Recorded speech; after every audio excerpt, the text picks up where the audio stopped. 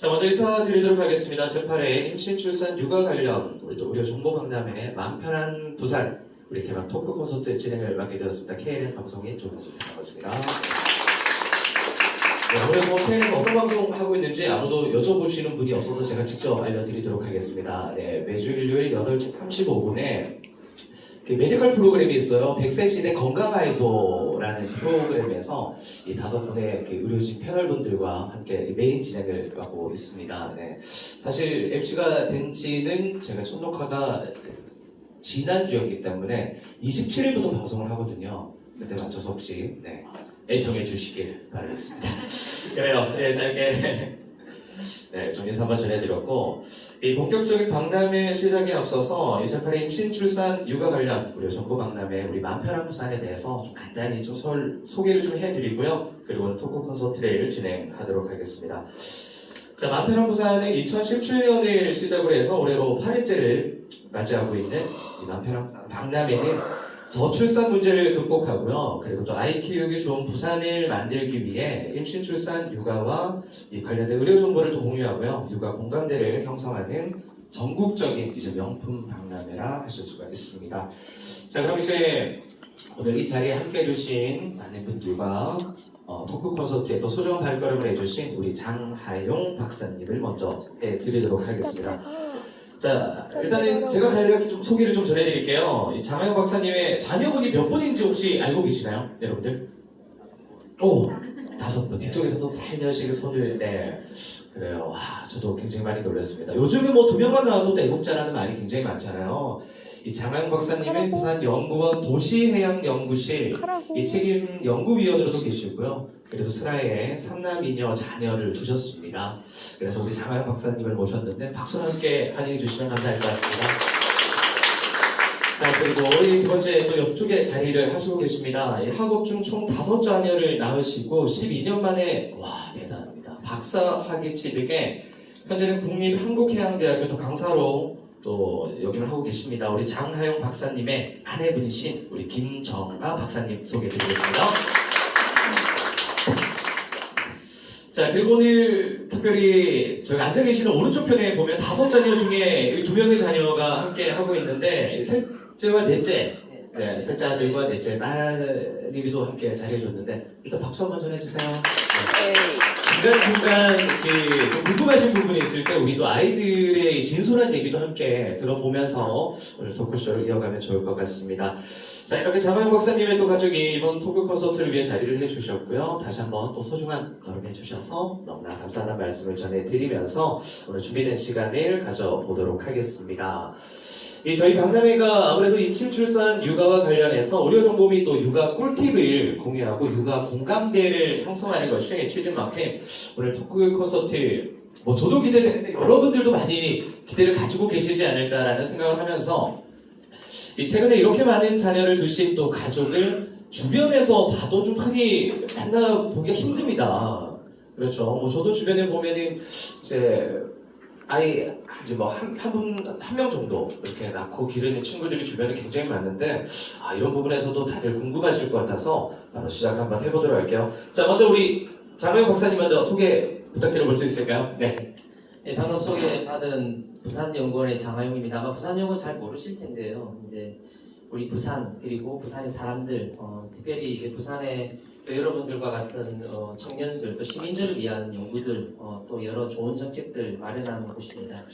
그곳에서 이제 저는 이제 해양 쪽입니다.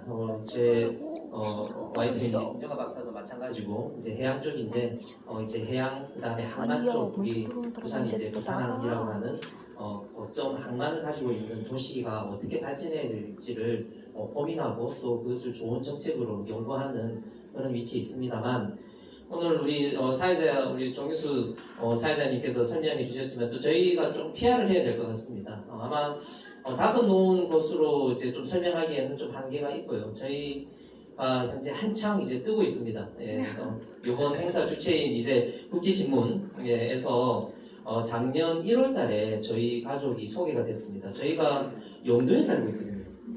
네네. 그래서 영도가 작년에 이제 국제신문에서 먼저 온 부산의 미래라고 하는 주제를 해서 이 소멸하고 있는 우리 부산의 대표 지역에서 어떻게 5이라는 아이들을 키우고 있을 수가 있는지에 대해서 1월달에 작년에 다뤘습니다.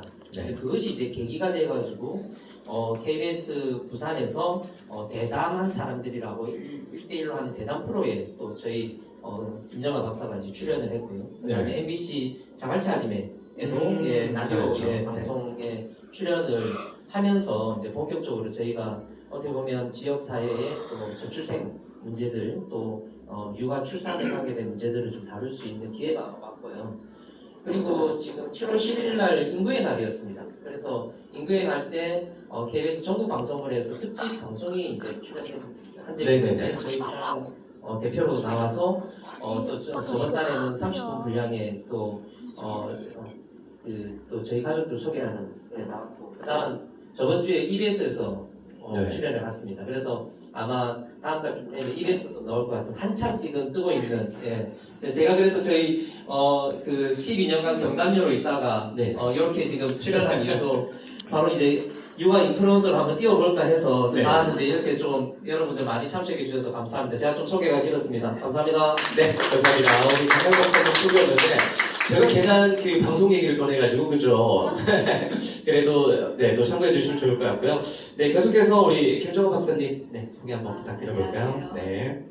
안녕하세요. 그 5아이를 키우고 있는 김정아라고 합니다. 제가 이름에 또 어떻게 정기적인 직장이 있는 게 아니어서 좀 다른 소리를 듣기가 굉장히 민망한데 네, 저의 이름은 김정아이고 지금은 한국해양대학교에서 시간 강사를 하고 있습니다. 감사합니다. 네, 감사합니다. 저희 박사님 계속해서 우리 자녀분도 소개 한번 해주세요. 셋째 아들이랑 우리 넷째 딸이 오늘 또 네. 우리 아빠 엄마의 또 지원한 든든한 지원군으로 오늘 또 자리를 해줬는데 네, 소개 한번 해주시면. 네. 저희 셋째는 지금 사춘기여서 의사 표현이 분명하거든요. 지원군으로 온 게 아니라 아 그래요? 엄마 아빠의 이제 사정상 같이 오게 됐고 첫째는 저희 고등학교 1학년이고 이제 어제 중간고사 끝났어요. 그래서 이제 친구 집에 캠핑장에 가서 자고 있고 저희 둘째는 완연한 사춘기예요. 그래서 본인은 혼자만의 시간을 가져야겠다고 집에 있습니다. 아니 같이 와, 아직 부럽다. 하고 저희 이제 셋째와 넷째는 같이 가자고 했을 때 조금 아직은 말을 잘 듣는 편이어서 같이 따라오게 되었고 또 초등학교 1학년이 저희 막내인데 이제 유치원에서 초등학교 연계로 이렇게 행사하는 게 있어서 거기 수업을 갔어요. 그래서 저희는 5 식구가 이제는 같이 움직일 수 있는 시간이 좀 잘 없어요. 아, 아무래도 좀 그렇겠다, 그죠? 우리 아이들에 따라서 또 연령대에서 또 같이 하려는 아이들도 있을 테고, 그죠? 그래요. 우리 지금 셋째가 여기서 지금 촬영하고 있나요? 유튜브 방송입니까? 아, 그래요? 아버지가 찍으라 그러셨어요. 잘했어요. 그래요. 그럼 지원군 맞네요, 그죠? 지금 그 셋째 아들은 나이가 혹시 몇 살일까요? 6학년. 초등학교 6학년? 그렇구나. 네, 굉장히 똘똘하게 생겼습니다. 네, 잠시 또 계속해서 이야기 한번 나눠보도록 하겠고요. 그런데 우리, 앞쪽에 앉아있네요. 그죠? 우리 넷째 딸이에요. 네, 그래요. 우리 친구 뭐 소개 한번 해볼까요? 부끄러워요? 그래요. 알겠습니다. 자, 이렇게 다양한 가족 또 소개를 함께 전해드렸고요. 임신 출산휴가 우리 정보강남의 우리 마음 편한 부산이라는 행사명에 더 걸맞아 또 토크 콘서트가 의미가 깊을 것 같습니다. 자, 최근 저출산, 고령 출산이 또 심각한 문제로 거두되고 있고요. 특히 출산 후 산후조리와 좀 건강관리를 어떻게 진행하는 것이 좋을지 우리 초보엄마나 예비 엄마들에 대한 그 입장이 또 많이 입장에서 궁금해하실 것 같아요. 그래서 첫 번째 주제로 여성의 건강과 심리 그리고 출산에 관련해서 이야기를 한번 나눠보도록 하겠습니다. 자, 많이들도 궁금해하실 것 같아요. 저도 개인적으로 좀 궁금했던 부분이 5 자녀를 계획을 하셨던 걸까요? 네, 이런 질문을 사전에 또 여쭤보셨던 분도 굉장히 많기도 했었습니다. 물론 방송 프로그램에서도 또 이야기를 다뤘던 적이 있었겠지만은 우리 먼저 김정아 박사님부터 그러면은 계획을 하셨던 부분이었을까요? 어땠을까요? 아, 그런가요? 요즘에는 좀 계획을 하고 하는 이제 신혼부부나 이 부부들이 많잖아요. 네, 맞아요. 그런데 저희는 진짜 결혼을 하고 뭐라고 했죠? 신혼여행 가서 아이가 있으신 허니문 베이비. 허니문 베이비로 네. 첫째가 생겼었어요. 그래서 계획을 하지 않고 첫째가 생겨서 그냥 얼결에 아이를 첫째를 낳았었어요. 근데 제 마음속에 딸이었으면 하는 마음이 아, 첫째는 딸이었으면 하는 첫째가 마음. 딸이었으면 하는 마음이 있었는데 네. 아들이라는 거예요. 그래서 아들을 낳고 저를 제외한 다른 부모 시어른도 좋아하시고 다 좋아하셨어요. 근데 딸을 가지고 싶은 마음이 저한테 되게 많아서 네. 둘째를 이제 시도를 해봐야겠다. 음. 근데 둘째를 시도할 때까지만 해도 이거를 몇 명을 낳겠다는 생각을 못했었어요. 근데 네네. 둘째도 아들이라는 거예요. 청천벽력이었네 그래서 나를. 사실은 네. 딸을 너무 원했는지 음. 그 초음파에 얼굴을 안 보여주는 거예요. 얼굴을 한 번도 안 보여주고 계속 아이의 성별을 이제 확인을 할 수 어, 있도록. 네. 저하고 산부인과에서 이건 이거고요, 이건 이거고요, 자꾸 이렇게 얘기하는 거예요. 그래서 네. 내가 딸을 너무 많이 원했기 때문에 이 아이가 얼굴을 보여주는 대신에 자기의 그 성별을 알려줄 수 있는 걸 보여주는구나 해서 되게 네. 미안해하고 사과를 했어요. 아. 6개월쯤 돼서 아이한테 되게 미안하더라고요. 그런 마음이 들 수도 있겠다, 그죠? 네. 그리고는 이제 아이를 낳았는데 정말 제가 딸이 가지고 싶었나 봐요. 그래서 한 번 더 시도를 했어요. 이제 셋째만큼인 네, 근데 시도를 하면서 이제 둘째 때 경험이 있으니까 괜찮다. 나는 딸을 원하지만 너는 아들이든 딸이든 괜찮다. 아들이어도 괜찮고 딸이어도 괜찮다. 있는 모습 그대로 나는 평안하다. 그래서 저희 셋째 3명이 평안이고 역시 아들이었어요. 그래서 네. 참, 진짜 그렇죠. 근데 평안이라고 지어서 그런지 아이 성품이 되게 좀 순해요. 저희 둘째는 제가 바랬던 거를 이렇게 표현해서 그런지 정말 까칠하거든요. 아, 좀 까칠하고. 네. 그래서 셋을 넣고 포기를 했거든요. 저희 이제 사실 이제 더 이상 이제 뭐 딸에 대한 욕심도 네, 이제 욕심을 잊어버릴 내려놓고 만큼. 이제 네. 그래서 저희 신랑이랑 우리 이제 셋이나 낳았으니 이제 그만하자. 계획이 아니라 그만하자라는 얘기를 했어요. 그리고 저는 결혼을 하면서 대학원을 진학을 했기 때문에 그렇죠. 이제 대학원을 셋을 가지면서 한 4년의 시간이 지나서 졸업을 해야겠다는 생각을 했는데 네. 그 사이에 저희 이제 예쁜 딸이 공주가 이제. 한 3년 지나서 이제 생겨서 저 아이가 생길 때 저는 입덧 정말 많이 했거든요. 입덧을요? 네. 네. 이게 질문이 있는데, 맞아요. 소화는 입덧을 해서 8kg씩 빠졌어요. 입덧 기간 중간에. 고생을 많이 시켰구나. 그때도 8kg 빠지고. 그랬어요? 입덧이 많이 좀 심하셨구나, 그죠? 그래서 성별을 알 때까지 아무한테도 얘기를 못 하고 있었는데 이제 한 5개월쯤 돼서 성별을 알려줬을 때 드디어 친정 어머니, 엄마 딸이래요, 딸 빠졌어요. 이랬는데 저희 어머니가 전화통화상에 정말로 가슴아야 누가 아들이든 딸이든 누가 내 생각을 그렇게 돼서 받았었어요. 그렇게 말씀을 했는데 오늘도 5째가 생긴 거예요. 그러면은 이제 마지막으로 이제 막내가 생기게 된 혹시 계획은 따로 없으셨을 것 같아요, 저희 그죠? 정말 계획하지 않았었고 네. 왼슬로 오면서는 사실은 이 사이에 제가 2번을 유산했었거든요. 네. 유산했으니까 이게 여자의 몸에 출산을 3번을 하고 유산을 2번 하면 하고 하니 이게 자궁의 전치태만 생긴 거예요. 이 아이가 나중에 저 아이는 이게 그렇게 설명을 했었어요. 네. 아이도 생기면 자궁에서 제일 튼튼한 곳, 제일 안전한 곳으로 착상을 하게 된대요. 그렇죠. 근데 네. 그렇게 해서 나고 둘째 가면 그 밑에 이렇게 안전한 곳을 찾아 내려가다 보니 이제 우리 넷째는 밑으로 자리를 잡게 돼서 전치태관이라고 하는데 전치태관이면 이제 유산의 위험이 있고 네. 그래서 저는 셋째까지 자연분만을 했는데 넷째는 제왕절개를 제왕절개를. 제왕절개를 하게 된 거예요. 제왕절개 할 때 의사 선생님이 물었어요. 이제 제가 저보고 수술할 거냐, 이제 셋을 낳고 막내가 이제 딸이고 넷인데 이제 마지막이지 않겠습니까? 대부분 네. 주변 분들도 그렇게 그렇게 생각하지 않으셨을까? 권하는 거예요. 저에게 네. 수술하기를. 근데 제가 겁이 많이 나서 네. 제가 수술을 하거나 하면 혹시나 제가 허리 아프거나 이런 그럴 수가 좀 있죠. 염려가 저한테 네. 있어서 네. 망설였어요. 그래서 저희 신랑이 그럼 내가 할게 라고 선뜻 예쁘게 얘기를 하더라고요. 근데 막상 이제 아기 놓고 내 키우고 보니까 이게 바빠서 정말 바빠서 네. 뭐 병원에 갈 시간이 없는 거예요. 그렇죠. 근데 그 사이에 네. 정말 이제 아이가 생겼고 저희는 이제 다섯째가 생겼을 때 너희는 결혼에 10년이 지났는데도 아직도 비임을 제대로 못하나 이런 얘기를 하더라고요. 그래서 이제 실제로 2년 터울이긴 한데 넷째하고 다섯째는 한 10몇 개월 정도 차이가 나요. 아, 실질적으로? 네.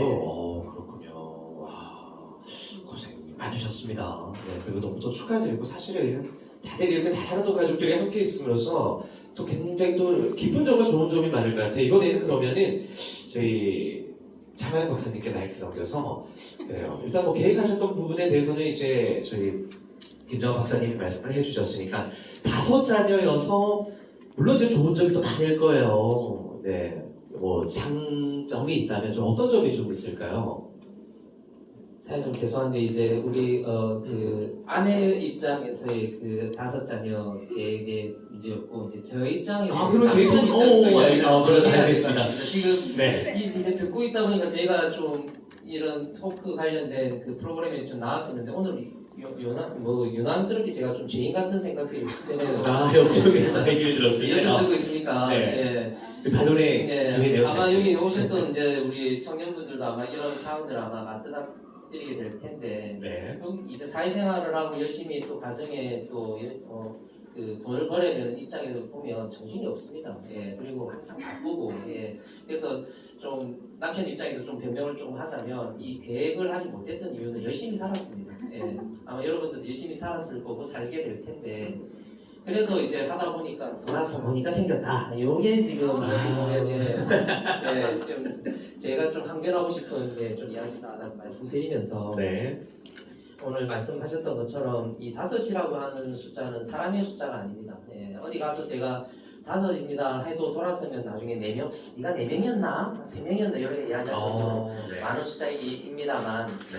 그래도 저희가 이 5 자녀를 놓으면서 제일 좋았던 것은 그냥 있는 그대로가 좋은 겁니다. 왜냐하면 작은 사회가 이루어지고 그 안에서 아이들이 여러 또 서로의 어떤 서로 좋은 작용들을 하는 겁니다.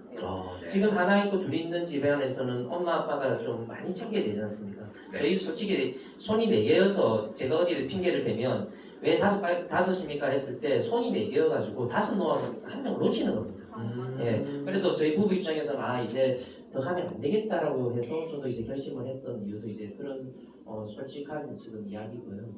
그래서 아이들이 물론 모나고 또 어려운 부분도 있지만은 5을 놓음으로 말미암아서 작은 사회를 이루게 되고 아이들이 그 안에서 여러 사회들을 배워가는 나이 많은 사람 또 자기보다 연배가 높은 사람 또 어린 사람 요새 우리 보면은 아이들이 그 여러 관계들 잘 모르고 의사소통을 못하는데 맞아요. 저희 그게 참 잘하는 게 큰 장점인 것 같습니다. 그런 부분이 또 있군요. 좋습니다. 약간 그런 그 영화 중에 맥거리 컬킨 주인의 그 주연이었던 그 나홀로스 베이가 살짝 떠오르죠. 뭔가 한 명의 그 우리 또 자녀를 놓칠 때가 있는데 그럴 때일수록 좀 더 신경 쓰고 또 가족 간에 이렇게 또 화합도 이루어지는 것 같습니다. 자, 이렇게 본격적으로 임신, 출산 관련된 질문을 또 이제 함께 드려보도록 하겠습니다. 임신 중이거나 출산 이후 건강 관리에 또 많이 신경 쓰시는 이제 어머님들이 많이 계실 것 같은데요. 아무래도 뭐 5 자녀를 낳으셨기 때문에 뭐 앞서 이제 입덧으로 몸무게가 8kg나 감량이 되신 적도 있고 그 외에 혹시 그렇다면 뭐 입덧 외에도 뭐 산후 우울증이나 이렇게 좀 힘드셨던 부분에 혹시 없으셨을까요? 산후 우울증은 네. 좀 잘 없었는데 셋째 때 좀 셋째를 낳고 난 다음에 정말 육아가 힘들구나라는 걸 그때 많이 좀 절감했다고 해야 되나요? 네. 그러니까 좀 제가 셋째까지 딸을 바라면서 아이를 낳았을 때에 좀 생각을 했었어요. 육아 기간을 길게 둘 것인가 아니면은 더 짧게 빨리 놓고 끝낼 것인가 를 생각해봤을 때 사실은 저는 그렇게 아이를 좋아하는 사람이 아니었기 때문에 좀 빨리 육아를 끝내고 싶은 욕구가 저한테 있었어요. 그래서 2년 터울로 아이를 낳았는데 네. 그렇다 보니 저희 셋째를 낳았을 때는 첫째가 5살, 둘째가 3살, 그리고 이제 저희 셋째니까 5살, 3살은 손이 정말 많이 가거든요. 그렇죠. 많이 가니까 내 정말 손이 2개밖에 없구나. 아이를 하나를 더 안아줄 수 없구나를 절감을 하더라고요. 그래서 그 100일 때 될 때까지 정말 집 밖에 나가지를 못했었어요. 네. 그러니까 저는 좀 굉장히 활달하고 바깥에 나가는 좀 외향적인 사람인데 죽을 것 같더라고요. 힘들죠. 아, 네, 육아가 그래서 그렇게 힘든 저희 신랑한테 직업이죠. 못 지내겠다. 네. 너무 힘들어서 못 지내겠다. 그래서 여행을 가자. 네. 네, 그래서 저희 셋째가 기억하지 못하는 일본 여행을 갔었어요. 아, 네. 조금 힘든 아, 시기에 진짜. 같이 함께 좀 이제 박사님께 여행을 한번 다녀와서 네. 조금 어느 정도가 좀 그 힐링 좀 필요하셨을 것 같아요, 그죠? 평소에 갔던 뭐 그 스트레스도 같이 좀 풀고, 아 그때 그 계기가 좀 많이 컸던 것 같아요, 그죠? 네. 아 그렇습니다. 그러면 산후물질과 건강에 좀 이상이 좀 발생했을 때, 이상이 발생했을 때 가족이 도와줄 수 있는 부분, 우리 장하영 박사님이 도와줄 수 있었던 부분은 어떤 게 있을까? 이 부분이 저는 굉장히 궁금한 부분이거든요. 남편 입장에서 만약에 뭐 산후우울증이나 이렇게 많이 힘들어하는, 좀 버거워하는 모습을 봤을 때 남편의 입장으로서 우리 아내를 어떻게 조금 이렇게 안아줄 수 있을지에 대한 그 당시 좀 어떠셨을까요? 실제 이제 우리가 그 5이라는 자녀들을 놓을 때 핵심적인 사항은 우리가 한 팀이라는 거죠. 그러니까 한 팀. 기존 우리가 여러 매스컴이나 또 관련된 그 여러 그 영화나 이렇게 보다 보면 남편은 밖에 있고 아내는 이제 집에서 온전히 집을 담당하는 그런 상태에서는 절대 아이들을 키울 수가 없다라는 결론입니다. 그래서 저희는 늘 우리가 한 팀이다. 예, 그래서 육아에 있어서 또 마찬가지 제가 할 수 있는 최대한 물론 사회생활이 바쁘고 또 우리가 밖에서 보내야 될 시간이 남자 입장에서는 또 많을 수밖에 없고 또 맞벌이 하면 더 그런 경우가 생길 텐데 어떻게 하면 우리가 서로 시간을 쪼개가면서 집에 어떻게 보면 필요들을 채우고 같이 좀 채울 거냐 이 같이라고 하는 부분들이 지금 우리 5이라는 숫자를 갖춘 것 같고요. 특별히 제 입장에서는 제가 물론 어떤 공부를 하고 학위를 하고 공기관에 또 제가 공무원 생활하다가 교육기관에 있다가 지금 이제 연구기관으로 왔는데 이 직장을 선택할 때도 핵심은 우리가 늘 이야기하는 워라밸, 워라밸을 갖출 수 있는 그러면서 전문직을 좀 계속적으로 제가 키워갈 수 있는 방향으로 선택해 왔던 이유도 결국 제가 들어가지 않으면 결국 우리 아내가 또 김정아 박사가 혼자 일을 감당할 수 없기 때문에 결국 저도 최선을 다하긴 하는데 늘 좀 미안하죠. 왜냐하면 할 수 있는 관계가 있어서 이렇게 이야기는 드리지만 그래도 제 마음가운데는 늘 집에 있고 제가 직장 동료한테 직장에서 제가 퇴근을 할 때 퇴근한다 안 하고 제가 출근한다고 합니다. 여기서 좀 쉬다가 이제 집으로 출근해서 이제 집에 가서 이제 열심히 지금 일해야 됩니다라고 해서 이제 그렇게 지금 지내고 있는 게 또 어떻게 보면 제 현실적인 이야기입니다. 아 그렇군요. 아 주변에서 이런 얘기 저도 많이 들어가지고 이렇게 오히려 이제 한참 뭐 육아를 하고 있는 중에 아내분만 집에 있을 경우 외부에 있는 시간을 좀 더 가지고 싶어하는 남성분들 이제 남편분들이 많이 계시더라고요. 그러면서 이제 약간 좀 비슷한 느낌의 말씀처럼 이제 집으로 돌아갈 때 이제 출근하는 듯한 그런 표현을 하는 분들이 계셨는데 그래도 그런 표현 속에서도 이제 집으로 들어가서 굉장히 공동 육아 외적인 시간에서 굉장히 도움을 또 많이 주는 분들이 많더라고요. 이 남편분들의 역할이 굉장히 중요하다는 걸 이제 한 번도 좀 느끼셨으면 좋을 것 같다는 생각을 가져봅니다. 자, 그러면 이제 임신 중에 그리고 또 뭐 혹은 출산 이후 뭐 좀 건강 관리 좀 어떻게 하셨을까요? 예를 들어서 뭐 임신 중이나 뭐 이후에도 뭐 걷기라든지 아니면은 뭐 좋은 음식 같은 거라든지 어떻게 좀 이제 5자녀를 또 출산을 하는 과정에서 좀 건강 관리는 어떻게 하셨을지 좀 궁금하긴 해요. 건강관리 저는 제가 저를 좀 잘 못 챙기는 편이고 네. 저희 신랑이 아침 먹을 때마다 비타민은 이렇게 그 비타민 뚜껑에다가 이렇게 비타민 뭐 오메가3 뭐 다 루테인 뭐 이렇게 챙겨주셨네요. 해서 이렇게 하나로 딱 담아서 줘요. 그래서 네네. 저는 제가 무슨 비타민을 얼마나 먹는지는 잘 몰라요. 근데 저희 신랑이 아침 챙겨주는데 아침에 저희 신랑이 안 챙겨주면 저는 못 먹게 되는 거예요. 따로 직접 또 챙기시기는 좀 근데 힘드시니까. 그렇게 네. 매일 챙겨 줘서 주고 또 그 이제 저희 신랑이 많이 챙겨준다고 얘기를 하는데 실제로 정말 많이 챙겨줘요. 특히 집에서 아이를 보면 사실은 저는 5을 키우지만 저는 네. 한편으로는 그런 생각을 하거든요. 저는 정부에서 키워줬다라고 얘기를 해요. 대놓고. 정부에서 왜냐하면 맞아 많은 애들도 어린이집을 맞지. 저는 첫째도 돌지나면서 보내고 둘째는 아르바이트를 한다고 3개월 때 보내봤어요. 그래서 3개월 때 3개월 보내봤더니 때 어떻게 좀 아이한테 되게 미안하더라고요. 음. 그래서 셋째는 제가 돌 때까지 기다렸어요.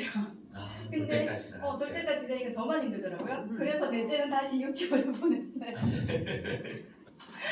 6개월을 보내고 다섯째도 6개월을 보내니까 어린이집을 빨리 보냈거든요. 빨리 보내면 제가 좀 오전에 아이들이 조금 있어도 오전에 보낼 수 있는 시간이 있어요. 스스로의 시간이 어느 정도 가질 수 만들어갈 있는데 수 있는 게. 그럼에도 불구하고 어린이집을 갔다 와서 한 4시 반부터 저희 신랑이 오면 한 8시 정도, 9시까지는 한 5시간은 이제 아이들을 봐야 되니까 되게 힘이 들어요. 그러면은 집을 좀 못 치우는 것도 있고 그렇죠. 저는 정말 이렇게 인정을 하는데 손이 느려요.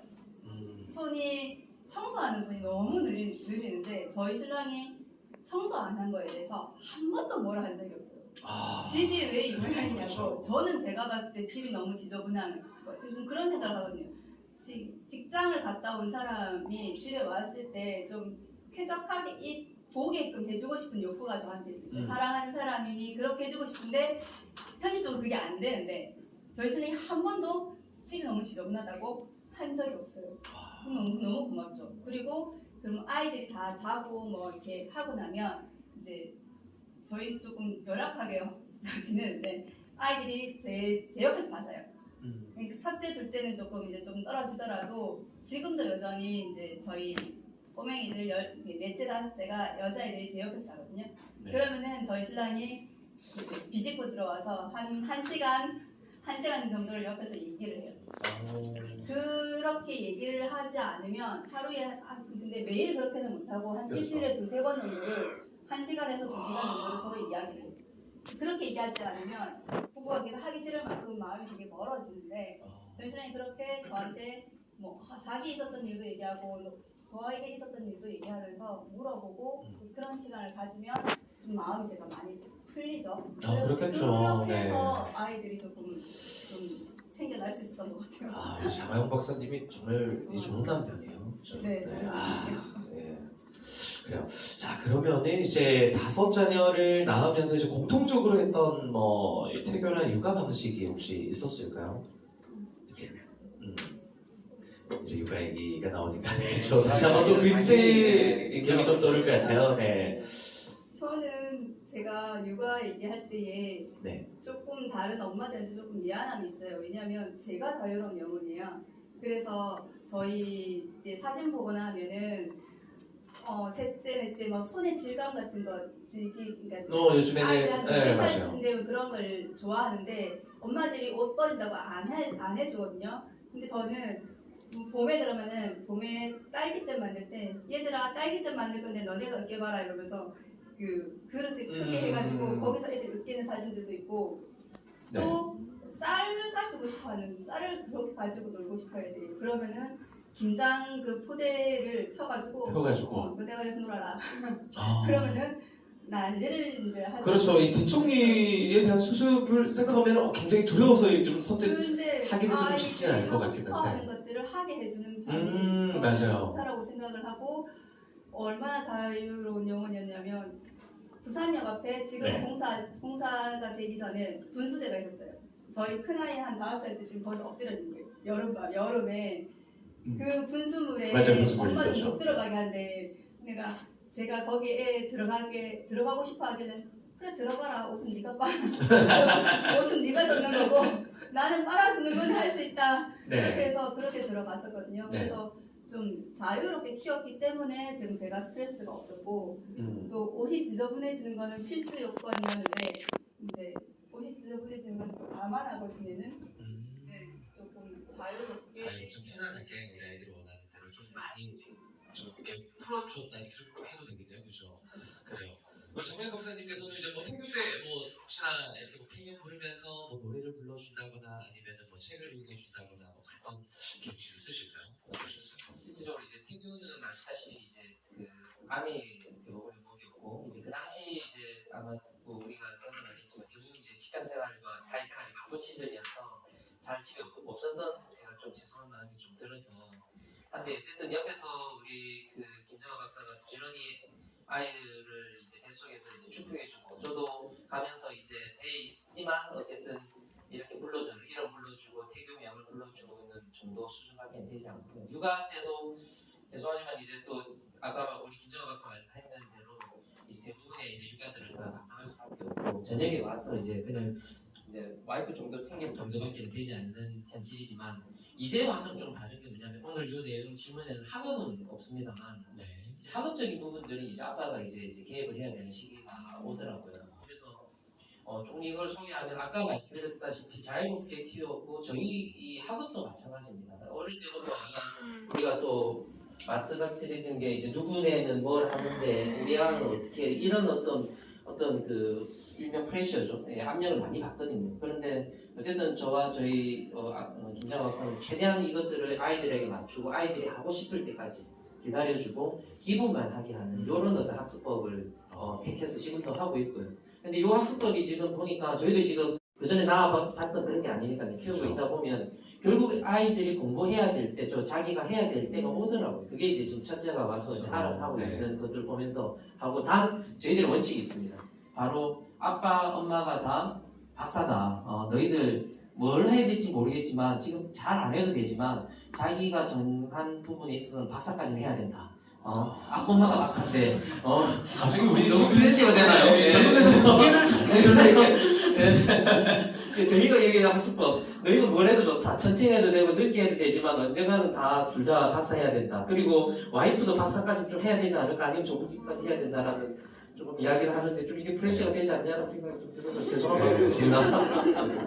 네, 토크쇼 현장 분위기가 굉장히 나는데 사실 미소를 띠고 있지만은 진짜 어떻게 약간 그런 표정이 좀 나오고 있긴 한 것 같아요. 정말로 저희 제 목소리가 커서 괜찮을 것 같은데 네. 제가 학위를 딸 수 있었던 이유는 저희 신랑이 계속 그랬어요.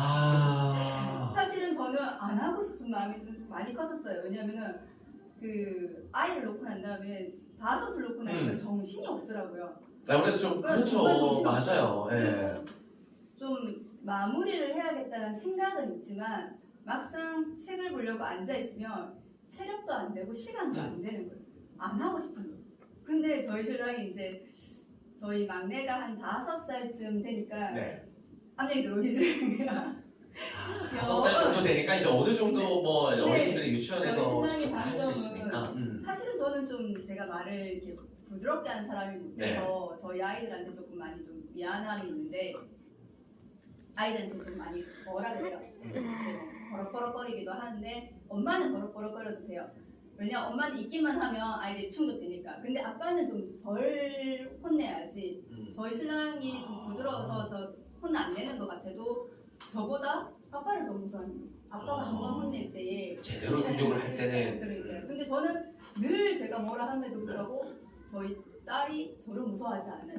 저희 딸한테 제일 많이 혼내는데 무서워하지 않아요. 그럴까요? 그런데 이제 가정의 가장이 된 아빠에게는 확실한 그런 게 저는 개인적으로 좀 좋은 부분이지 않을까라는 생각을 해요. 아니 반면에 이제 어느 정도 밸런스는 좀 필요한 것 같아요. 이제 만약에 엄마가 만약에 많이 좀 뭐라고 하고 훈육을 한다면은 좀 좋은 아빠가 되고 좀 상대적으로 좀 그런 부분이 있어야 아이들이 좀 마음이 열리고 좀 대화를 좀 많이 나눌 수 있지 않을까. 여기서 끝은 이 얘기가 나온 건 네. 부드럽게 얘기함에도 불구하고 부지런히 푸시해서 그래, 맞죠. 저희가 처음에 얘기했던 부분에 그러면서 이제 이제 김정은 박사님이 되실 수밖에 없었던.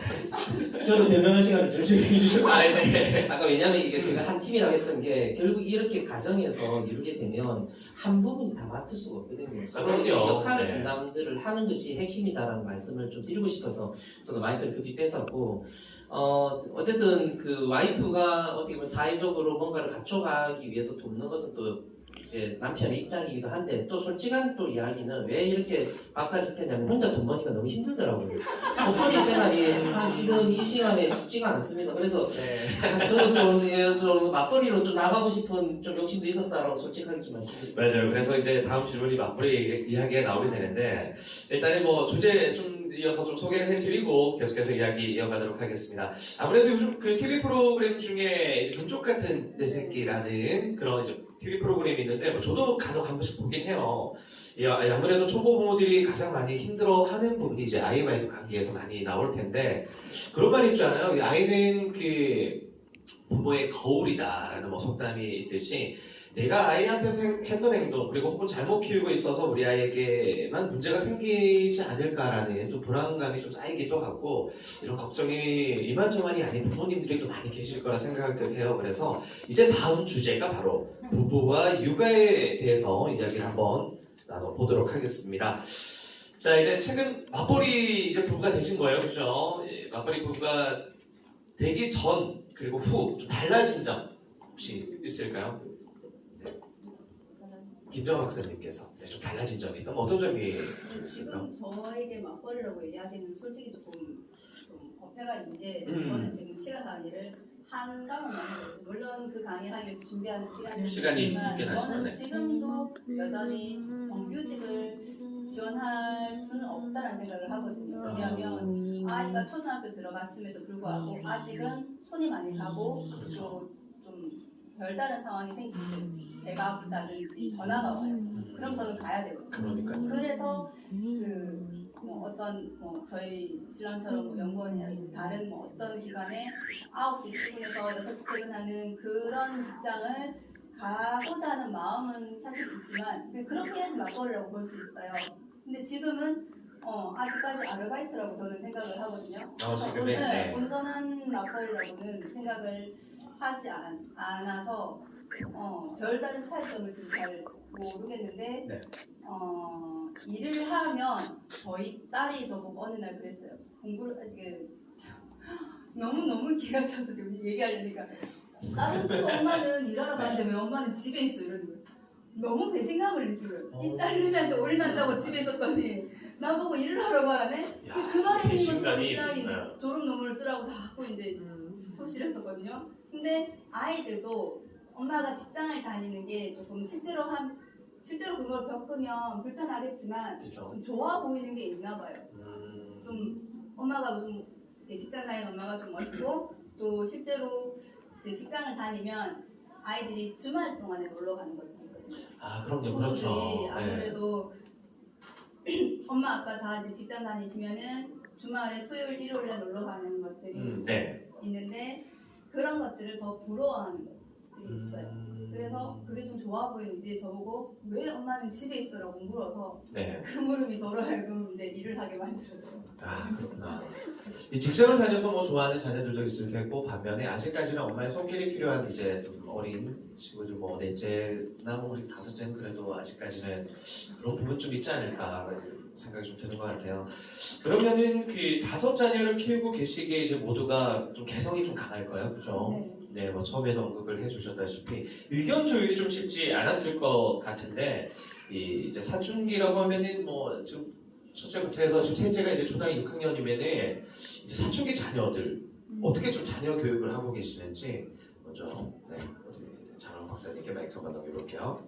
요번에 이제 그 토크 콘서트 오면서 세상에 제일 재밌는 게 2개가 있는데 강 넘어 불구경이고 하나는 이제 부부싸움이 아마 제일 재밌는 것 중에 하나인데 오늘 이런 그 기획은 아마 이 부부싸움을 한번 보고 싶은 게 아닐까라는 좀 생각이 좀 우스갯소리로 말씀을 드렸고 어떻게 보면 저희가 부부싸움을 할 때 대부분의 경우에 의견 차이가 나면서 결국 아이들의 이 육아와 이 학습 문제들에 있어서의 부분입니다. 아마 여기 오신 우리 청년분들도 아마 이제 마트다트를 이제 미래이실 텐데요.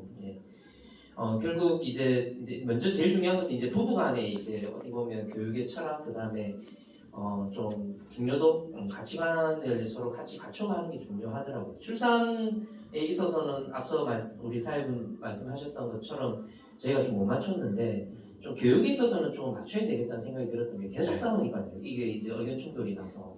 그래서 이것들에 대해서 먼저 좀 지금도 솔직히 이야기하면 싸우고 있습니다. 그런데 이거 좀 맞춰가야 될 부분이라는 걸 좀 말씀드리면서 결국 이제 사춘기에 들어가는 이제 아이들을 보면서 저희들이 교육에 이 아이들 교육 5을 나왔을 때 제일 큰 문제가 뭐냐면 5이 다 다릅니다. 그렇겠죠. 너무 달라서 각각의 상황에 맞게 대응을 해야 되고 상황을 맞춰야 되는데 그것이 참 어려운 부분들. 그리고 어떻게 보면 이 부분들은 과연 부부만이 그걸 감당할 수 있을까? 또 사회적으로 또 이런 정책적으로 좀 도움이 필요한 부분이 아닌가라는 생각이 들면서 아직까지 저희들 이 부분은 이것들을 좀 맞추고 있는 과정. 그러나 아까 말씀드렸다시피 이제 아이들에게 최대한 한번 맞춰서 좀 해보려고 하고 노력하는 저희도 잘하고 있다라고는 솔직히 말씀 못 드리겠고 좀 노력하고 있는 부부다라고 말씀드리겠습니다. 아, 네, 알겠습니다. 네. 일단 박수 한번 전해주세요. 그래서 오늘 뭐 토크쇼가 절대 싸우시라고 그런 건 아니라는 거 한번 좀 말씀 전해드리도록 하겠고요. 아무래도 이 같이 살아가면서 우리 5자녀가 또 함께 하기 때문에 뭐 좋은 점은 앞서 또 말씀 전해주셨고 5자녀, 우리 자녀들에게도 배울 점이 좀 없지 않아 있을 것 같아요. 요즘에는 어린 친구들이 뭐 유치원을 다니면서도 뭐 탄소 중립 실천 이래서 평소에 우리가 뭐 라벨 이런 끼는 것조차도 사실 잘 모르는 경우가 있었는데 오히려 아이들이 그걸 이제 막 부모님께 알려주기도 하고 아이들을 통해서 좀 배울 수 있었던 부분이 혹시 있으셨을까요? 5자녀를 바라보면서 아직까지는 뭐 특별히 없으셨나요? 저희 첫째는 네. 사춘기 얘기하면서 그 사춘기 얘기부터 좀 마무리하자면 저희 첫째는 조금 감성적이에요. 감성적인 굉장히 감성적이에요. 네. 그래서 학교 다닐 때도 좀 그 학교를 오고 가는 그 길이 이것저것 다 둘러보는 아이, 좀 좋게 말하면 관심이 많은 아이고 나쁘게 얘기하면은 산만한 아이였어요. 조금은 네. 네. 근데 저는 결혼하기 전에 학원 강사를 좀 한 몇 년을 했었는데 네. 제가 아이를 초등학교 보내고 그 주변에 이제 엄마들이 학교를 그 학원을 다 보내기 시작하는 거예요. 영어 학원도 보내고 뭐 보내는데 제가 그걸 안 보내고 있으니 왜 안 보내? 아이가 공부할 생각이 없어요. 네. 제가 보기에 아이가 공부할 생각이 없는 거예요. 대신에 그러면 집에서 할 수 있는 책들을 사서 이제 시키긴 했어요. 네. 뭐 논술 책도 사고 이것저것 사서 했는데 그 사춘기가 되기 전까지는 그나마 제가 하자는 대로 집에서 그냥 학습들을 해왔었어요. 근데 사춘기가 되니까 그것도 하지 않겠다는 거예요. 그리고 제가 도저히 이 아이랑 이제 공부를 더 할 수가 없을 것 같아서 중학교 2학년 때 처음 학원을 보냈어요. 너무 늦게 보냈죠. 저는 너무 늦게 보냈다고 생각을 해요. 근데 네. 그렇게 늦게까지 보내기까지 제가 그걸 감당하고 있어요. 스트레스를. 이 아이가 늦는 게 아닐까? 다른 집은 다 하고 있는데 이거를 조바심이 좀 들 수도 있죠. 엄마가 그렇죠. 그걸 감당을 하면서 견디고 아이한테 맞춰줘야 되는데 저희 아이는 정말로 중학교 2학년 때서도 공부를 하고자 하는 생각이 없었어요. 근데 사춘기는 왔고 제가 이제 더 이상 자녀를 공부를 하는 거는 안 받아들이고 제 손으로 더 공부를 시킬 수 없으니 이제 주변에서 이렇게 얘기하는 거예요. 사춘기가 되면 공부는 다른 사람한테 맡겨야 된다. 아이 공부시키고자 하려고 관계를 망가뜨릴 수 없다. 네. 라고 얘기하는 거예요. 그래서 공부방을 처음으로 중2 때 보내고 그리고 아이랑 계속 트러블이 생겼는데 다른 이제 지인이 언니였어요. 조금 더 경험이 있는 언니였는데 사춘기가 지나도 네 아들이야 라고 얘기하는 거예요. 그때 제가 띵 하면서 이 사춘기에만 아이를 꺾거나 이런 부분에서만 좀 집중을 했는데 네. 나는 사춘기는 그래 지나가는 거고 이걸 지나가고 나면 난 아이랑 관계가 좀 회복될 건데 이때 너무 예민하지 말자 라고 생각을 조금 했고 그 생각이 저한테 좀 사춘기가 지나도 쟤는 내 아들이야. 맞아. 네. 나는 아이와 관계가 계속적으로 좋아야 돼. 그렇게 해서 좀 저를 접었는데 지금 이제 그게 벌써 시간이 지나서 저희 첫째가 고등학교 1학년이 됐어요. 근데 고등학교 1학년 되니까 공부하라 소리를 안 해도 본인이 하더라고요. 너무 그러니까 중학교 감사해요. 2학년 때 그때 좀 걱정을 좀 많이 했는데 스스로 이제 알아서 또 네. 근데 그래요. 그 케이스가 다른 집에도 될지 안 될지 네. 잘 모르겠지만 어쨌든 학원을 그렇게 늦게 보내기까지는 엄마나 아빠가 다른 아이와 비교되는 스트레스를 본인이 감당을 해요. 그렇군요. 그럼 이제 맞벌이를 뭐 어느 정도 이렇게 하고 계시니까 육아 동시에 하다 보면 이제 부부 관계에서 좀 소홀해지는 부분이 좀 없을 수도 있을 것 같긴 한데 정말 오롯이 두 분이서만 좀 하시고 싶은 뭐 시간을 보낸다거나 어떤 부분이 좀 있을까요?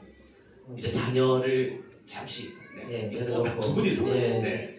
그 근래 이런 여러 매스컴에 이제 출연을 하다 보니까 요청하는 게 부부간에 좀 찍은 사진을 좀 보내달라고 했습니다. 근데 이제 그것을 찾다 보니까 네. 항상 뭐가 끼어 있습니다. 예, 항상 아이들이 끼어 있고 항상 뭐 어디에 그래서 좀 부부를 못 챙겼고 특히 이제 제 사랑하는 아내를 못 챙겼구나고 이제 좀 굉장히 반성이 많이 이제 들었었어요. 그래서 결국 이제 아무래도 이게 별도로 부부가 특히 아이가 있으면 모든 삶의 중심이 아이가 될 수밖에 없는데 그 아이와 관심을 가지는 것은 자취하고 별도의 시간을 계획을 하고 가지지 않으면 절대 부부 간에 어떤 개인적인 어떤 그 관계들을 맺을 수 없다라는 게 저희가 5아이 키우고 지금 15년 넘게 지금 지내면서 이제 겪고 있는 부분입니다. 그래서 아까 말씀드렸다시피 잘 바쁩니다. 저도 바쁘고 사회생활 바쁘고 다 이제 저녁 되면 이제 지쳐 쓰러져 있는데 이제 거기서 우리가 TV에서 보듯이 딱 테이블에 앉아서 커피 한잔 하면서 티 하면서 이렇게 안 됩니다. 네, 결국은 이제 어떤 침대에서 이제 아이들 이제 다 재워놓고 그 옆에서 이제 누워서 서로 좀 이야기를 최대한 하려고 노력을 하는데 아까 좋게 이야기했지만 좀 잘 많이 못하고 있다라고 좀 반성을 이 시간 또 이상형으로 반성할 시간이 많은데요. 좋네요. 또 반성하는 부분도 할 수 있고 또 좋은 부분 좋은 부분도 함께 또 이야기 나눌 수 있고 이제 세 번째 주제 이제 거의 마지막 질문으로 좀 드려야 될 것 같아요. 이 영도구에서 다섯 자녀와 함께 거주시기에 또 누구보다 부산의 정책이나 이 복지 육아에 대해 잘 아실 것으로 예상이 됩니다. 자, 요즘은 아이 한 명만 낳아도 다양한 혜택을 받고 있고 이제 2명의 아이가 다자녀로 그죠? 네, 정책이 바뀐 걸로 알고 있는데 이 모두가 궁금해하고 또 알고 싶어할 주제 이제 부산의 정책과 육아에 관해서 간단하게 질문 전해드리고 이제 두분 콘서트 마무리하겠습니다. 이 부산에서 지원해주는 다양한 정책 또 어떤 혜택이 좀 있고 그리고 앞으로 이 부산 정책 방향이나 육아 지원 혜택 좀 변환해서 이렇게 좀 이런 부분이 좀 바뀌었으면 좋겠다. 아니면 또 이런 지원이나 좀 정책이 좀 있었으면 좋겠다 하는 부분이 있을까요, 혹시? 네. 있었으면 좋겠다는 정책보다는 네. 제가 다자녀여서 누린 게 뭐냐라고 물으면 저는 광안대교 할인 혜택을 받는 무료 통행으로, 네. 그거 하나 있고 그 다음에 근데 사실은 찾아서 누린 것들은 사실 좀 많아요.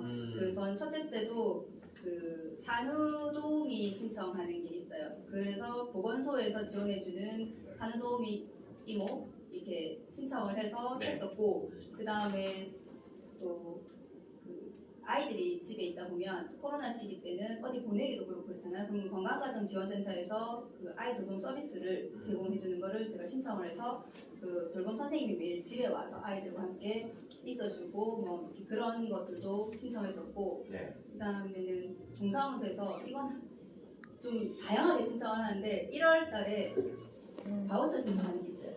그러면은 정서 지원이나 또는 저희 집 아이가 조금 살짝 비만인데 그건 저는 아직 신청 못했는데 비만 아이들에게 그 태권도나 또는 다른 운동을 네. 지원해주는 그런 프로그램들이 있어요. 그리고 심리 수업들도 있어요. 신청을 하면 있어요. 그리고 전 학교 이제 아이들 초등학교 보내면서는 대한체육회에서 하반기, 상반기 이렇게 해서 토요일마다 네. 찾아가는 놀이 학교 이렇게 해갖고 인라인 또는 양궁 각 구마다 제공해주는 서비스들이 있거든요. 근데 그게 일단은 다자녀라서 혜택이 그래서 다자녀여서 받는 혜택은 광안대교가 끝이 아닌데요. 끝이었어요? 그 외에는 네. 다자녀가 아니어도 사실은 할 수 있는 얘기는 육아에 네. 나라에서 정부에서 난 아이를 키워줬다고 생각하지만 그 혜택은 다자녀가 아니어도 어린이집을 공짜로 보낼 수 있거든요. 그렇죠. 그렇죠. 둘째부터는 다. 그러니까 그렇게 생각하지만 다자녀여서 받는 혜택은 제가 지금 잘 모르겠어요. 그런 부분이 있었구나. 네. 5자녀라서 이제 국가에서 뭔가 좀 그 혜택이나 주가 좀 받는 부분이 있는가 했던 내용이었거든요. 예, 제가 그래서 이제 오늘 또 어떻게 보면 이런 네. 그 매스컴에 출연하게 된 게 저희가 어떻게 보면 추억을 만들려고 좀 시작을 했었습니다. 그렇죠. 아이들에게 네. 이제 3자적으로 이렇게 매스컴에서 나오고 TV에서도 비춰지는 추억을 만들려고 시작을 했는데 이제 진행하는 과정 가운데 우리가 이런 출산 육아 특히 이제 다자녀와 같은 어떤 저출생의 문제를 해결할 수 있는 그런 부분에 있어서 좀 사회에 좀 기여를 좀 해야 되겠다라고 해서 이렇게 출연을 하고 또 활동을 조금 하고 있는데요. 아까 제가 말씀드렸던 바와 같이 사람의 수가 아니다라고 제가 이야기했던 게 바로 그런 이유였습니다. 네. 왜냐하면 요새 누가 5을 낳아? 누가 셋을 낳아? 이렇게 하는 거죠. 많이 넣으면 둘. 예. 그러니까 지금 정책이 둘 또는 셋이 다자녀 정책의 어떤 부분이고요. 바꿔 이야기하면 이 이야기를 드린 이유는 넷, 다섯은 오히려 손해를 본다는 거죠. 예.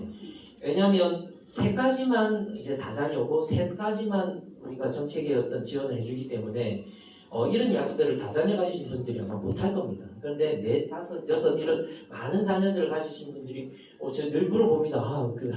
국가에서 많이 지원해 주죠 라고 하지만 아까 이야기했던 대로 1도 없는 거죠. 우리 시체말로 이야기하면 1도 없고 오히려 이제 근래에 교육지원금이 부산시에서 나왔는데 물론 잘하는 정책입니다. 그래서 교육비, 학원비를 지원해주는 정책인데 맞아요. 둘이 30이고 셋이 50입니다. 그러면 몇을 이렇게 지원해야 되겠습니까? 예. 그러면 최소 뭐 예를 들어서 80이든 그다음 뭐 다섯 놓으면 100 이렇게 이제 더 많이 자녀를 가진 집에 지원이 돼야 되는데 셋 낳아도 50이고 넷 낳아도 50이고 다섯 낳아도 50이고 열 낳아도 50만 한 집에만 지원이 되는 겁니다. 예. 요게 이제 제가 예를 들고 우리가 국제신문에서 말씀드린 이유는 우리가 어떻게 보면 이런 부분에 관심을 가지고 또 정책적으로 지원을 하는데 그게 어떤 뭐 다자녀 저희와 같은 부부들의 다자녀여서 별도로 더 많이 주라는 게 아니고 그렇죠. 어떻게 보면은 균등하게 똑같은 시야를 가지고 줘야 되는데 오히려 차별을 받는 그런 그게 느낌이 지금 드는 것 같아요. 어떤 그렇죠. 모습이다라고 조금 말씀드릴 수가 있겠다라는 생각이 들어서 이런 자리를 빌었습니다. 네, 말씀 너무 잘해주신 것 같아요. 네, 저출산 문제로 굉장히 또 많이 오가고 있는데 맞아요. 그렇게 이후에 말씀하셨다시피 이제 뭐 넷째가 생기고 다섯째가 생기면은 그 부분에 대한 부분도 그죠. 많이 낳아라 이렇게 뭐 국가에서 얘기는 전해주지만 사실 그 이후에 전해지는 또 혜택이 그렇게 부족하다면은 그런 말씀 충분히 하실 수 있을 거라 좀 생각이 드는 것 같습니다. 자, 이렇게 또 이야기를 나누다 보니까 저희가 또 예정된 시간 이제 어느덧 좀 마무리할 시간이 벌써 다가왔습니다.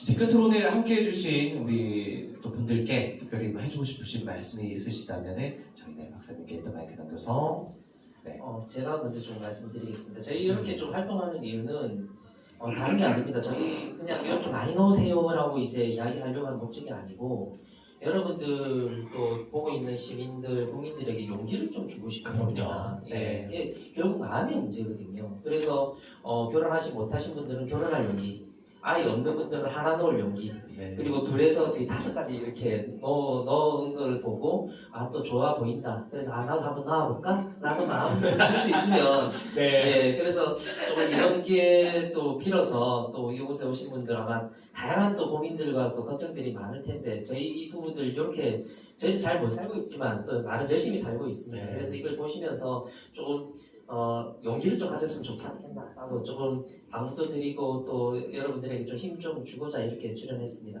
또 들어주셔서 감사드립니다. 네, 감사드리고 김정 박사님께서도 우리 오늘 또 함께 해주신 분들께 또 말씀 전해주시다면요. 사실은 저처럼 다섯을 놓으라는 추천 저는 절대 못합니다. 그래요. 다섯은 물론 전에 누가 이렇게 물어보는데 부모를 갈아 넣어야 되는 시점에 있고 저는 그렇기 때문에 저처럼 갈아 넣으라는 소리를 못하기 때문에 5까지는 아이를 낳기를 권하지는 않지만 결혼을 하기를 권하기는 합니다. 왜냐하면 결혼 생활이라는 것이 이제 내가 좋은 것만 취하진 않거든요. 좋은 감정들이 날 내려놓고 나면 저희 신랑이 항상 얘기를 하는데 서로 이렇게 함께 걸어가는 거다. 같은 곳을 보고 함께 걸어가는 거고 그러는 가운데 좀 영향들이 생겨요. 둘이 있기 때문에 좀 덜 힘든 것들이 있어요. 그래서 그런 기댈 곳이 있기 때문에 좀 결혼을 하기를 권하고 그러는 가운데 아이가 생길 수도 있으면 낳으면 좋고 그렇지 않더라 하더라도 지금은 아예 권하기는 좀 어렵지만 일단 이 힘든 세상에 결혼하기를 권합니다. 그래요. 네. 예. 또 근래에도 이렇게 활동하는 이유 중에 하나가 아까 그쪽 이야기 하셨는데 이 육아 프로그램들도 너무 그 아이들에게 안 좋은 방향으로 이렇게 설계가 되어 있고 또 그렇긴 해요, 그렇죠. 부부가 나오면 대부분 이혼과 관계된 이런 좀 자극적인 것들이 너무 많아서 또 이런 자리 또 이런 행사들 빌어서 또 이렇게도 살고 좀 알콩달콩 또 약하지만 또 또 저희도 부족하지만 이렇게 좀 좋은 이야기들 또 긍정적인 이야기들이 그럼요. 분명히 있다라는 걸 좀 보여드리려고 좀 하는 것도 있다라고 좀 보여집니다.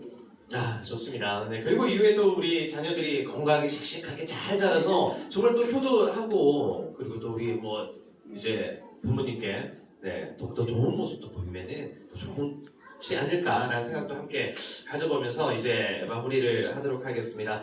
자, 다시 한 번 더 오늘도 소중한 시간 내어주신 우리 장원 박사님과 우리 김정 박사님께 다시 한 번 더 박수 전해주시길 바라겠습니다. 자, 이것으로 오늘 진행했던 이 토크 콘서트 마무리하도록 하겠고요. 출산과 임신 그리고 육아와 관련된 의료 주식뿐만 아니라 이 조부모들의 또 꿀팁, 부산시 또 여성을 위한 정책까지 다양한 분들과 다양한 또 의견을 나눌 수 있는 시간이었던 것 같습니다. 자, 다시 한 번 더 유익한 자리가 되셨길 바라면서 수고해주신 우리 두 분께 따끈 박수 전해주시길 바라겠습니다.